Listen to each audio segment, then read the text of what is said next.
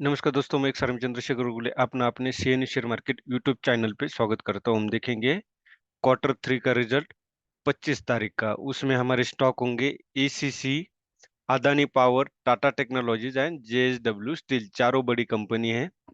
तो चलो हम एसीसी सीमेंट से स्टार्ट करते हैं। इसमें अदानी जी का शेयर ज्यादा है। अब इसका हम ओवरव्यू से देखेंगे। हमारे वही 5 पॉइंट है। 5 पॉइंट में क्या आता है हमारा?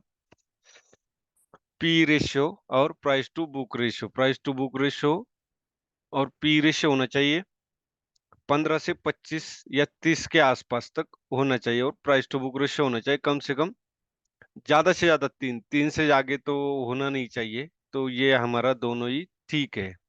अब उसमें मार्केट कैप 15,000 करोड़ से ऊपर होना चाहिए, तो 15,000 करोड़ से ऊपर है, ये मिड कैप का स्टॉक है।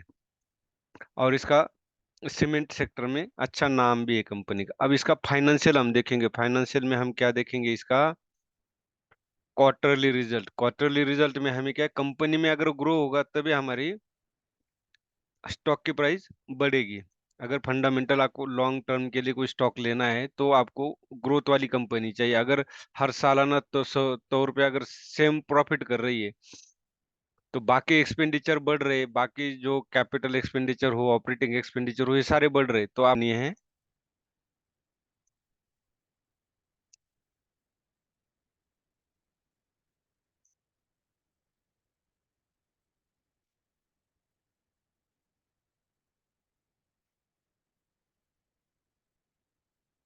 JSW steel debt to equity ratio. अब जेएसडब्ल्यू स्टील का हम ओवरव्यू देखेंगे। ओवरव्यू में वही सेम हमारा पी रेशियो और प्राइस टू बुक रेशियो, ये भी 3 से कम है। और प्राइस टू बुक रेशियो 17.70, मतलब 15 के आसपास होना चाहिए। अभी प्राइस टू बुक रेशियो जो मैं 3 क्यों बता रहा हूँ, क्योंकि आपको एक मिलना और एक से कम मिलना प्राइस टू बुक रेशियो बड़ा मुश्किल है कंपनी। मतलब 100 कंपनी में एक कंपनी मिल जाए तो भी मुश्किल है। ये तो वो मिल सकती है जो पेनी स्टॉक में हो, जो ज्यादा पिट चुका है, उसी का मिल सकता है। अब लार्ज कैप, ये large cap company JSW steel, तो ये हमारे तीनों पॉइंट हमारे लिए फेवर में है। अब इसका फाइनेंशियल फाइनेंशियल में हम क्या देखेंगे? क्वार्टरली ग्रोथ में हमें क्या नजर आता है? नेट इनकम इसकी अगर क्वार्टरली तौर पे देखोगे तो ये कम होती गई है, दिसंबर में कम हुई है। अब जब आप न्यूज में एक बात पढ़ना, जब प्रीवियस क्वार्टर के साथ जब ये प्रीवियस क्वार्टर से इस क्वार्टर, करंट क्वार्टर का अगर रिजल्ट कम लगता है, तो ये क्या करते हैं, पिछले साल के सेम क्वार्टर से कंपेयर करेंगी, या तो इस साल का पिछले साल से कंपेयर करेंगे क्वार्टर की बजाय। क्योंकि यहाँ देख सकते हो आप, यहाँ कम होता गया, फिर या थोड़ा बढ़ा, या फिर कम हुआ है ग्रोथ।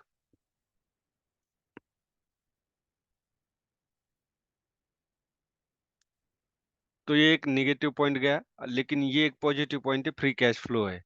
अभी ग्रोथ, प्रॉफिट तो हुआ है, लेकिन उसमें ग्रोथ नहीं है, कम ग्रोथ है। ग्रोथ और प्रॉफिट ये दोनों चीजें अलग है।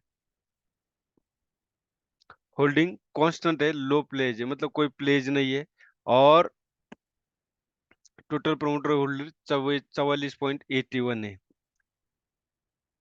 यहाँ पे देखोगे तो रिटेलर के पास 19.38 है, तो फॉरेन इंस्टीट्यूशन के पास 26.33 है।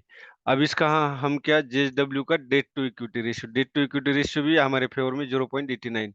सिर्फ एक ही पॉइंट निगेटिव, वो है ग्रोथ नहीं है प्रॉफिट में, जो बड़ी होनी चाहिए, पिछले प्रीवियस क्वार्टर से इस क्वार्टर में ज्यादा होनी चाहिए। अब टेक्निकल एनालिसिस में अगर आप यहाँ देखोगे तो एबीसीडी पैटर्न के अनुसार इसका 970 टारगेट आता है जेएसडब्ल्यू स्टील का। अगर आप इसको 821 के ऊपर बाय करते हो तो इसका 785 स्टॉप लॉस आएगा। आप यहाँ देख सकते हो। तो इसका जो 147 पॉइंट का आपको टारगेट मिलेगा, और स्टॉप लॉस होगा 37, मतलब रिस्क रिवार्ड रेशियो 1:4 है। 1:3.92, मतलब 1:4 है। तो अगर इस तरह के आप बाइंग करोगे तो आपको स्टॉक मार्केट में कभी भी ओवरऑल लॉस नहीं होगा। दो आपके 10 में से 5 स्टॉक भी फेल जाते तो भी आप प्रॉफिट में रहोगे, अगर प्रॉपर स्टॉप लॉस लेते हो तो। अब इसके बाद हम देखेंगे टाटा टेक्नोलॉजीज।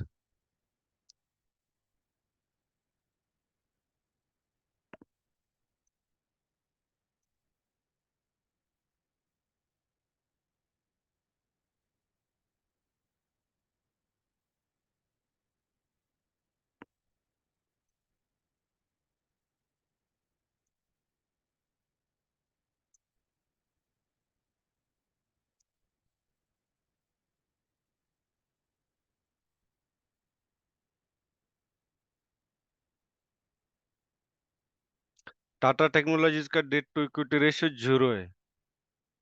अब टाटा टेक्नोलॉजी का ओवरव्यू देखेंगे, यहाँ चार्ट देखते हैं आपको पता चलेगा कि ये पूरा रेड है। 1 ईयर रिटर्न्स कितना है टाटा टेक्नोलॉजी में? -12.83 है। 1 मंथ रिटर्न कितना है? -5.66 है।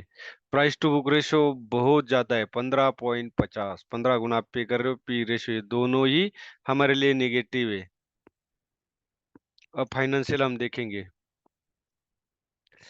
सॉरी, इसका ओवरव्यू में हम क्या है, टोटल कैपिटल, टोटल कैपिटल कितना, ये मिड कैप है और 15,000 करोड़ से ज्यादा इसका कैपिटल है। आप देख सकते हो 15,000 से ज्यादा इसका कैपिटल है। 15,000 का मतलब, सॉरी, 15,000 करोड़। ये जो भी कैपिटल है करोड़ में है। भले हजार या लाख लाख में हो नंबर, आगे करोड़ जरूर लगता है इसके।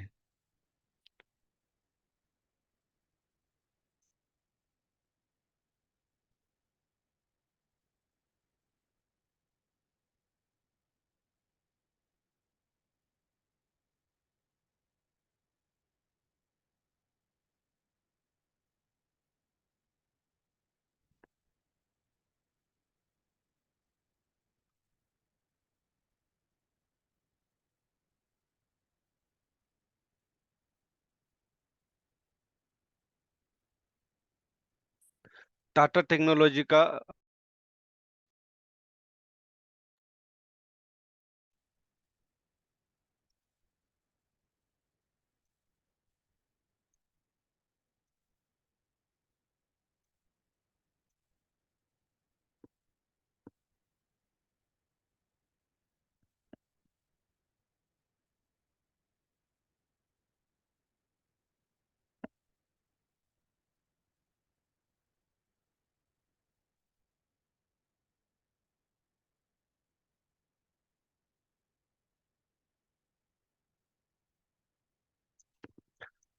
अब इसमें अगर आप देखोगे रेवेन्यू, नेट इनकम देखना है हमने क्वार्टरली। क्वार्टरली में अगर आप 2022 से मार्च 2023, सितंबर 2023 और दिसंबर 2023, इसमें से यहाँ पे देखोगे तो 148, 216, 160 और 170।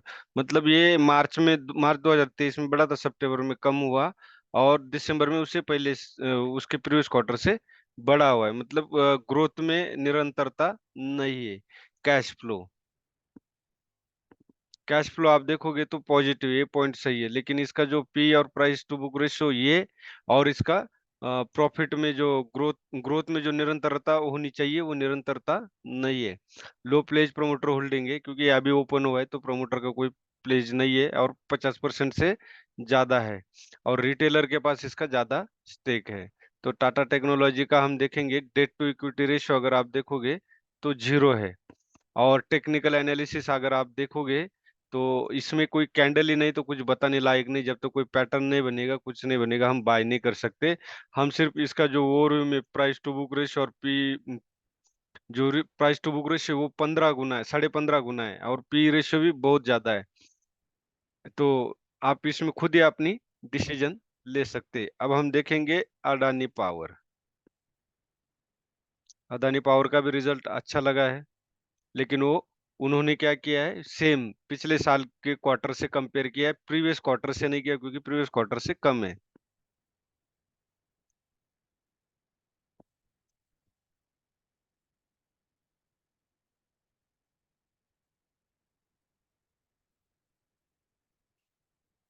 अब अदानी पावर का वो रियो हम देखेंगे, इसका पी रेशो ठीक है, 15 से कम है। प्राइस टू बुक रेशो 7 गुना हम इसको पे कर रहे हैं, और इसका जो कैपिटल है 2 lakh crore, large cap company Adani power. अब फाइनेंशियल हम देखेंगे, फाइनेंशियल में क्वार्टरली हम देखेंगे। क्वार्टरली में क्या आता है, नेट इनकम आप अगर देखोगे 5,000, 8,000, 6,500, 2,700, आप यह देख सकते हो। प्रीवियस क्वार्टर से आधा रिजल्ट लगा है इन्होंने। न्यूज में देखोगे तो अच्छा रिजल्ट लगा है वो, उसके पहले प्रीवियस साल के सेम क्वार्टर से कंपेयर करते हैं। अब एनुअल में आप देख सकते हो, नेट इनकम 23,000, 2023 में, 22-23 में 10,726 था, अब ये 23,000 कुछ समथिंग दिखा रहे हैं। क्योंकि ये तो क्वार्टर की बात है, पूरे साल का काउंट करोगे तो हो सकता है पिछले साल से ज्यादा मिले। अब कैश फ्लो में ये पॉजिटिव है, ये एक पॉइंट अच्छा है। सिर्फ इसका प्राइस टू बुक रेशियो ज्यादा है, ग्रोथ में थोड़ी सी कमी है।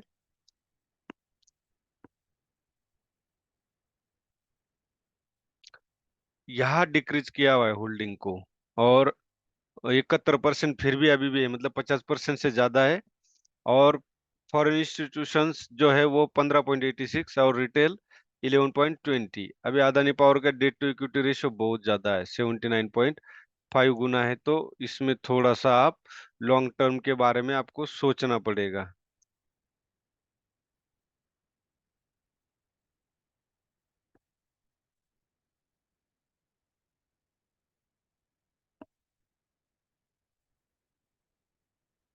अभी अदानी पावर अगर आप देखोगे तो ये पीक पे काम कर रहा है, तो मैंने क्या लिखा है, 566 के अब वो आप बाय कर सकते हो। लेकिन 566 के अब वो बाय कब कर सकते हो आप, उसके लिए क्राइटेरिया यही है कि ये ब्रेकआउट के बाद इस तरह करेक्शन आने दे, फिर ये जब अपसाइड जाएगा या कोई हैमर डोजी कैंडल मिलती है वन डे में, तब आप बाय करें।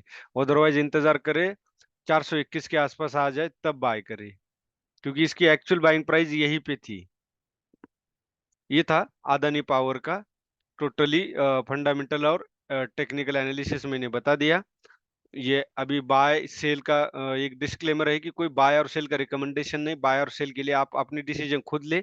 मैंने पूरा डाटा आपके सामने रखा है, मैं जो पॉइंट चेक करके स्टॉक लेता हूँ वो सारे आपके सामने रखा है।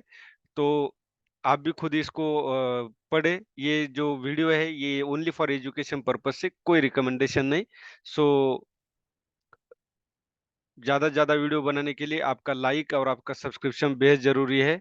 धन्यवाद। जय हिंद। जय भारत।